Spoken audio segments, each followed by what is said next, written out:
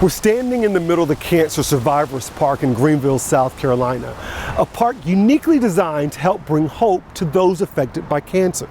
Cancer, a word that can bring fear and uncertainty, and for many young people, it's a word often associated with a grandmother or an older family member or friend.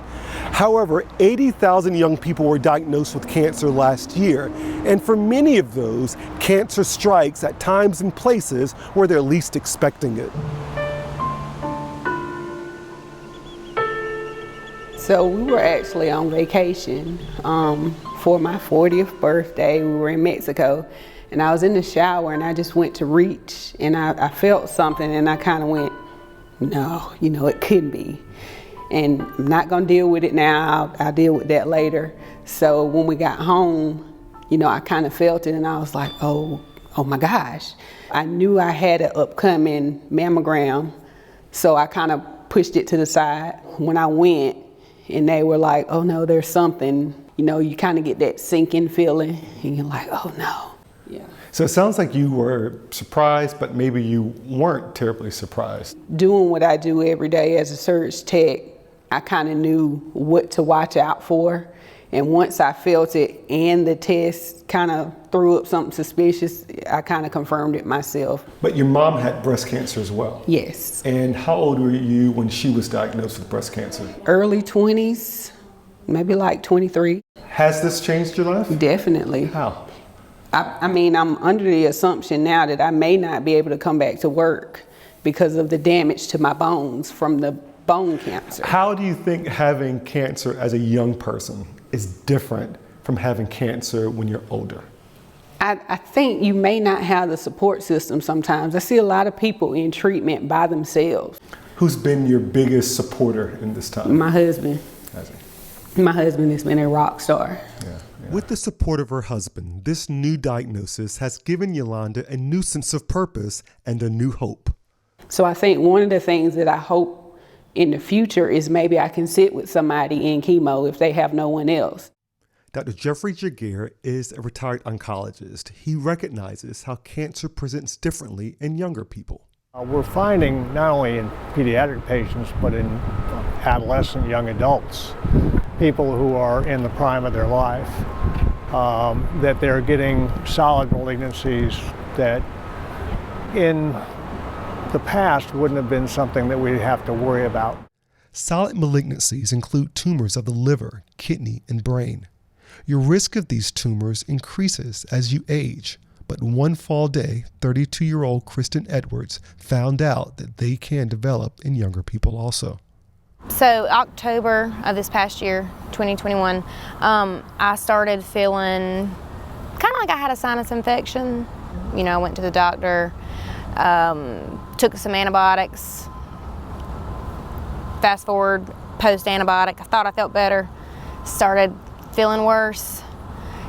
Wanted to wait until I got better insurance, but I was trying to hang on until 2022 when the insurance would change. In hindsight, now knowing what it was, I wish I had just went on, and you can always do a payment plan. But I knew that it wasn't normal how I was feeling. What wasn't normal? So at first it started off like a really bad headache, and I'm prone to headaches, so it was like, oh, it's just a headache. And then it started, I actually started having to sleep elevated, couldn't sleep on my belly anymore, and I'm a big belly sleeper. So I would feel like my eyes were bulging out of my head. So then of course I would go look in the mirror, and I was like, oh well, I still look normal, but the pressure was really indescribable. I've never had anything like that. On Sunday, December the 5th, 2021, Kristen presented to the emergency room. She had been in bed all weekend. Tests showed a mass on her brain. I was in the ER waiting room when I got the notification, and I mentally, panicked. It says brain tumor.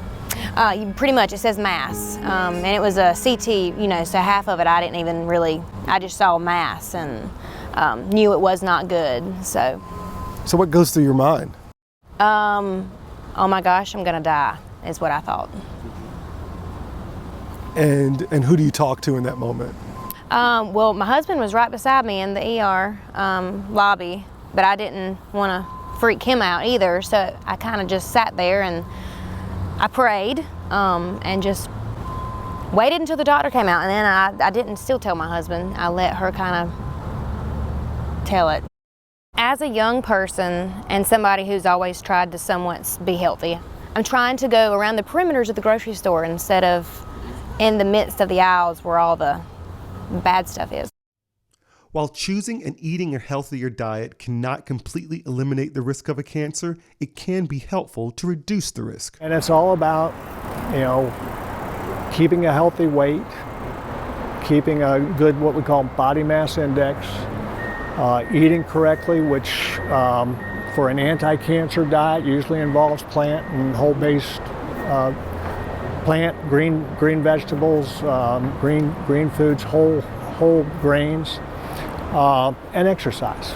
Taking these preventive steps, such as eating well and mammograms, have always been a part of Yolanda's life. I've always been an advocate for my health, and I've always got checked. So it was kind of like totally out of left field for me. I had an MRI in 2019. It was clear. My mammogram, everything was clear. Both Yolanda and Kristen have received radiation therapy, and both are currently receiving chemotherapy. Kristen's had brain surgery, which she said was easier than having 2 C-sections. I'm done with my radiation. I did 42 treatments, along with taking my chemo med. And what gets you through those treatments? My faith is huge and has been my whole life. So I feel like that I pretty much just prayed during each treatment that it was kicking that tumor on out of there. Yolanda also remains hopeful as she gets through her chemo sessions. Hi guys, I'm here getting treatment today. We're gonna knock this out one at a time. So you remember what she went through? I went to her chemo treatments with her. Did going through that with her help you with where you are now? I think so. How? It just helped me understand the process a little bit better. One study found that hope is linked to higher rates of life satisfaction in people with chronic illnesses, which brings us back to the Cancer Survivors Park, which lists hope as a central part of their mission. It's a park of hope and healing, is what we say, that it provides hope and healing in all the ways outside of clinical treatment. There is a dedicated space that interestingly, we are working on signage, and even without signage in the park, people know that this is dedicated to hope and healing. And everything from the sculptures we have some inspirational sculptures. We have a lion in the children's garden, and all children of all ages go over to see Aslan.